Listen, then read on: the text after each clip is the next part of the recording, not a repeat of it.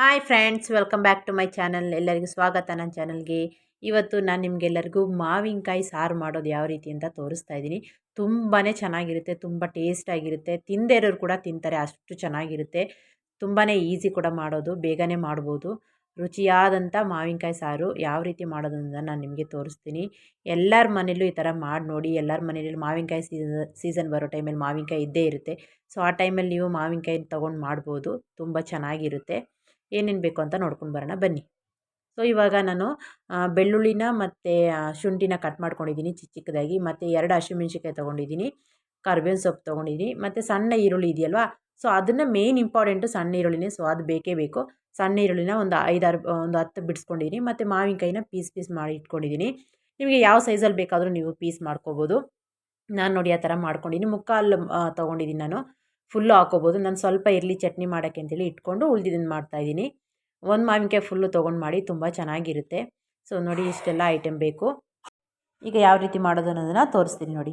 ನಾನು ಮಡಕೆ ತೊಗೊಂಡಿದ್ದೀನಿ. ಮಡಕೆಯಲ್ಲಿ ನಾನು ಕೊಬ್ಬರಿ ಎಣ್ಣೆ ಹಾಕಿದ್ದೀನಿ. ಕೊಬ್ಬರಿ ಎಣ್ಣೆ ಬಿಸಿ ಆದ ನಂತರ ನಾನು ಅದಕ್ಕೆ ಸಾಸಿವೆ ಹಾಕ್ಕೊಳ್ತಾ ಇದ್ದೀನಿ. ಸಾಸಿವೆ ಹೊಡೆದ ನಂತರ ನಾವು ಅದಕ್ಕೆ ಸಣ್ಣ ಈರುಳ್ಳಿ ಇದೆಯಲ್ವಾ, ಅದನ್ನು ಹಾಕೋಣ. ನೋಡಿ, ಸಣ್ಣ ಈರುಳ್ಳಿನ ನಾನು ಮಧ್ಯಕ್ಕೆ 2 ಭಾಗ ಮಾಡಿ ಕಟ್ ಮಾಡಿ ಹಾಕ್ತಾಯಿದ್ದೀನಿ.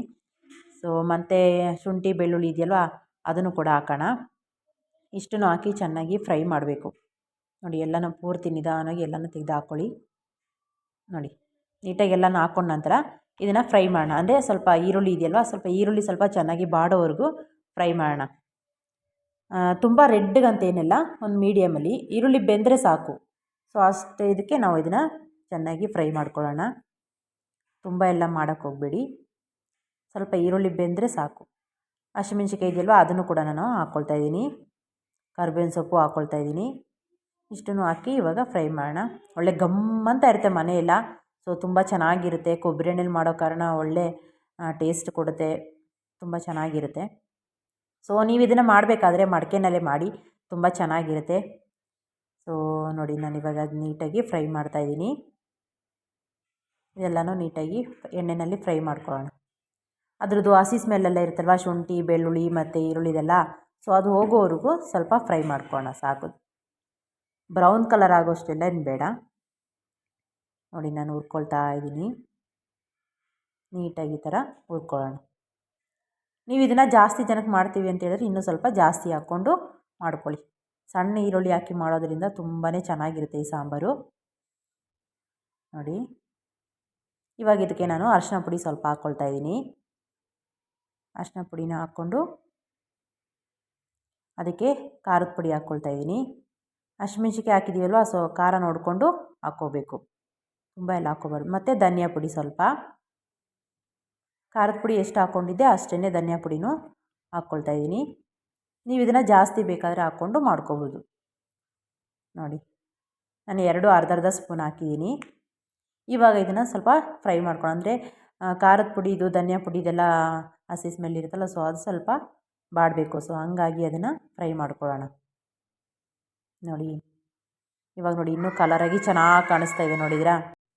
ಇವಾಗ ಇದನ್ನೆಲ್ಲ ಇತ್ತಾಗ ನೀಟಾಗಿ ಫ್ರೈ ಮಾಡ್ಕೊಳ್ಳೋಣ. ನೋಡಿ, ಇವಾಗ ಇದಾಗಿದೆ.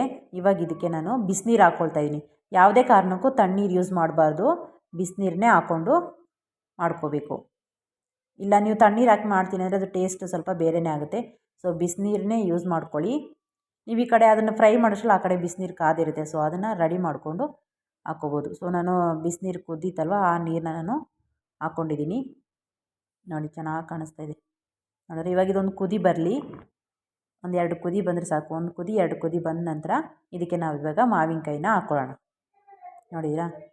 ಇವಾಗ ಮಾವಿನಕಾಯಿ ಎಲ್ಲನ ಹಾಕ್ಕೊಂಡು ನೀಟಾಗಿ ಮಿಕ್ಸ್ ಮಾಡಿಬಿಡೋಣ. ಕುದೀಲಿ ಇವಾಗ. ನೋಡಿ, ಎಲ್ಲ ಮಿಕ್ಸ್ ಮಾಡಿಬಿಟ್ಟು ಇಟ್ಬಿಡೋಣ. ಚೆನ್ನಾಗಿ ಕುದಿಬೇಕು, ಅಂದರೆ ಮಾವಿನಕಾಯಿ ಬೇಯಬೇಕಲ್ವಾ, ಸೊ ಹಂಗಾಗಿ ಕುದಿಬೇಕು. ಇವಾಗ ರುಚಿಗೆ ತಕ್ಕಷ್ಟು ಉಪ್ಪು, ಸ್ವಲ್ಪನೇ ಉಪ್ಪು ಹಾಕ್ಕೊಳ್ಳಿ. ಲಾಸ್ಟಿಗೆ ಬೇಕು ಅಂದರೆ ನೋಡ್ಕೊಂಡು ಉಪ್ಪು ಹಾಕ್ಕೋಬೋದು. ಸೊ ಇವಾಗ ಸ್ವಲ್ಪ ಹಾಕ್ಕೊಳ್ತಾ ಇದ್ದೀನಿ. ಇವಾಗ ಇಷ್ಟನ್ನು ಮಿಕ್ಸ್ ಮಾಡಿಬಿಟ್ಟು ಮಾವಿನಕಾಯಿನ ಚೆನ್ನಾಗಿ ಬೇಯಿಸ್ಕೋಬೇಕು. ನೋಡ್ಕೋಬೇಕು ಮಾವಿನಕಾಯಿ ಚೆನ್ನಾಗಿ ಬೆಂದಿದೆಯಾ ಇಲ್ವಾ ಅಂತ ನೋಡ್ಕೊಂಡು ಮಾಡ್ಕೊಳ್ಳಿ. ಸೊ ಇವಾಗ ಇದನ್ನು ಕ್ಲೋಸ್ ಮಾಡಿಟ್ಟು ಬೇಯಕ್ಕಿಡೋಣ. ಇವಾಗ ಇದು ಆಗಿದೆ ಆಲ್ಮೋಸ್ಟು, ತೋರಿಸ್ತೀನಿ ನೋಡಿ, ಬೆಂದಿದೆ. ಒಂದು 10-15 ನಿಮಿಷ ಬೇಯಿಸಿದೆ ನಾನು ಮಾವಿನಕಾಯಿನ. ಸೊ ಬೆಂದಿದೆ ಇವಾಗ. ನೋಡಿ, ನಾನು ತೋರಿಸ್ತೀನಿ ನೋಡಿ, ಅಲ್ಲಿ ನೋಡುವಾಗಲೇ ಗೊತ್ತಾಗುತ್ತೆ.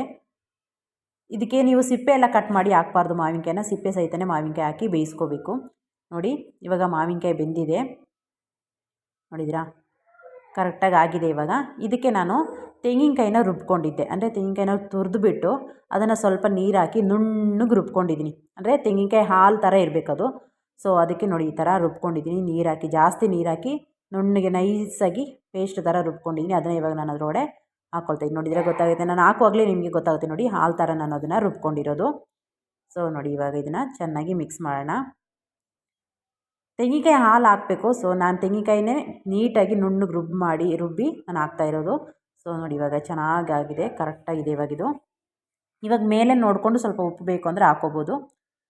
ನೋಡಿದ್ರಾ, ಇವಾಗೆಲ್ಲ ಈ ಥರ ನೀಟಾಗಿ ಮಿಕ್ಸ್ ಮಾಡಿಬಿಟ್ಟು ಬೇಯಕ್ಕೆ ಇಟ್ಬಿಡೋಣ ಸ್ವಲ್ಪ ಹೊತ್ತು. ಅಂದರೆ ತೆಂಗಿನಕಾಯಿ ಹಾಕಿದ್ದೀವಲ್ಲ, ಸೊ ಹಂಗಾಗಿ ಸ್ಲೋನಲ್ಲಿ ಇಟ್ಕೊಂಡು ಸ್ಟವ್ನ ಬೇಯಿಸ್ಕೋಬೇಕು. ತುಂಬ ಇದಾಗೆಲ್ಲ ಹೈಯಲ್ಲಿ ಇಟ್ಬಿಟ್ಟು ಕುದಿಸ್ಬಾರ್ದು, ಹೊಡ್ಕೊಳ್ಳೋ ಚಾನ್ಸಸ್ ಇರುತ್ತೆ. ಸೊ ಹಂಗಾಗಿ ಸ್ಲೋನಲ್ಲಿ ಇಟ್ಕೊಂಡು ಒಂದು ಸ್ವಲ್ಪ ಕುದಿ ಬರ್ತಿದೆ ಅನ್ನೋವಾಗಲೇ ಆಫ್ ಮಾಡ್ಕೊಂಬಿಡಿ. ತುಂಬ ಹೊತ್ತೆಲ್ಲ ಕುದಿಸೋಕೆ ಹೋಗ್ಬಾರ್ದು ಇದನ್ನು, ಮಾವಿನಕಾಯಿ ಹಾಕಿರೋ ಕಾರಣ ಹೊಡ್ಕೊಂಬಿಡುತ್ತೆ. ಸೊ ಹಂಗಾಗಿ ನಾವು ಅದನ್ನು ನೋಡಿಕೊಂಡು ಒಂದು ಸ್ವಲ್ಪ ಇದಾಗ್ತಿದೆ ಅನ್ನೋವಾಗಲೇ ಆಫ್ ಮಾಡ್ಕೊಂಬಿಡೋಣ. ನೋಡಿ ಇವಾಗ ಇದು ರೆಡಿಯಾಗಿದೆ. ನಾನು ಸ್ಟವ್ ಆಫ್ ಮಾಡಿದ್ದೀನಿ. ತುಂಬಾ ಚೆನ್ನಾಗಿರುತ್ತೆ ರೈಸ್ ಜೊತೆ ಎಲ್ಲ ತಿನ್ನೋದಕ್ಕೆ. ನೀವು ಮನೆಯಲ್ಲಿ ಮಾಡಿಕೊಡಿ, ಎಲ್ಲರೂ ಕೂಡ ಇಷ್ಟಪಡ್ತಾರೆ. ನಿಮಗೆ ಈ ವಿಡಿಯೋ ಇಷ್ಟ ಆದರೆ ನೀವು ಲೈಕ್ ಮಾಡಿ, ಶೇರ್ ಮಾಡಿ, ಸಬ್ಸ್ಕ್ರೈಬ್ ಮಾಡಿ, ಬೆಲ್ ಬಟನ್ ನಮ್ಕೋದನ್ನು ಮರಿಬೇಡಿ. ಮತ್ತೆ ಸಿಗ್ತೀನಿ ನೆಕ್ಸ್ಟ್ ವಿಡಿಯೋದಲ್ಲಿ. ಬಾಯ್.